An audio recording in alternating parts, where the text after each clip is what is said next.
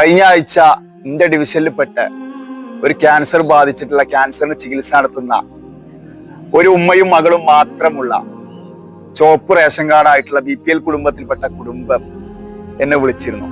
അവർക്ക് മറ്റാരുമില്ല, ഉമ്മയും മകളും മാത്രമേ ഉള്ളൂ. ഏറ്റവും അർഹതപ്പെട്ട മറ്റു വരുമാന മാർഗമൊന്നുമില്ല. അപ്പൊ അവർക്ക് കോഴിക്കോട് മെഡിക്കൽ കോളേജിലാണ് ചികിത്സ നടത്തുന്നത്. ഏകദേശം ആദ്യത്തെ കീമോ ചെയ്യാൻ 26,000 രൂപ കോഴിക്കോട് മെഡിക്കൽ കോളേജിൽ വന്ന് ചെലവ് വന്നിട്ടുണ്ട്. ഇനി രണ്ടാമത്തെ കീമോ ചെയ്യണമെങ്കിൽ ഏകദേശം 46,000 രൂപ ചെലവ് വരും. ആദ്യത്തെ കീമോക്ക് തന്നെ തൊട്ടടുത്തുള്ള അയൽവാസികളും അതേപോലെ തന്നെ ബന്ധുക്കളും ഒക്കെ കൂടിയെടുത്തിട്ട്, ബന്ധുക്കൾ എന്ന് പറയാൻ ആരുമില്ല, അയൽവാസികളും നാട്ടുകാരൊക്കെ കൂടി പിരിച്ചിട്ടാണ് ഈ 26,000 രൂപ കൊടുത്തിട്ടുള്ളത്. ഇനി രണ്ടാമത്തെ കീമോ ചെയ്യാൻ ഇന്നൊരു ദിവസം കൊടുത്തിട്ടുണ്ട്, അന്ന് 46,000 രൂപ ചെലവ് വരും എന്നുള്ള അറിയിപ്പ് അവർക്ക് കിട്ടിയിട്ടുണ്ട്. ഇവർ എന്ത് ചെയ്യണം എന്നറിയാതെ ആകെ അന്താളിച്ച് നിൽക്കുന്ന സന്ദർഭത്തിൽ എന്നെ വിളിക്കുകയുണ്ടായി.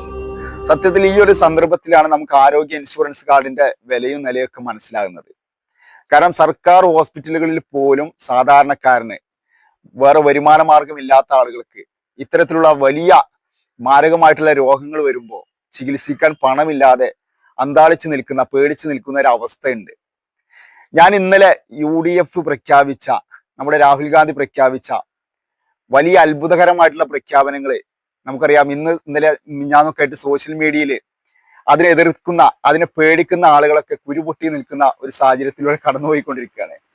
ഞാൻ അതിൽ ഏറ്റവും വലിയൊരു പ്രഖ്യാപനമായിട്ട് കാണുന്നത് ഒരു കുടുംബത്തിന് 25 ലക്ഷം രൂപയുടെ ആരോഗ്യ ഇൻഷുറൻസ് എന്ന വലിയ ബൃഹത്തായ സാധാരണക്കാരായിട്ടുള്ള ജനങ്ങൾ ആഗ്രഹിക്കുന്ന ഒരു പ്രഖ്യാപനമാണ്. തീർച്ചയായിട്ടും അത് നമ്മുടെ സാധാരണക്കാരായിട്ടുള്ള, നമ്മുടെ കേരളത്തിലെ ഇന്നത്തെ കാലഘട്ടത്തിലെ ഒരുപാട് കുടുംബങ്ങൾക്ക് വലിയ ഉപകാരപ്രദമാകുന്ന അത്ഭുതകരമായിട്ടുള്ള പ്രഖ്യാപനമാണ്.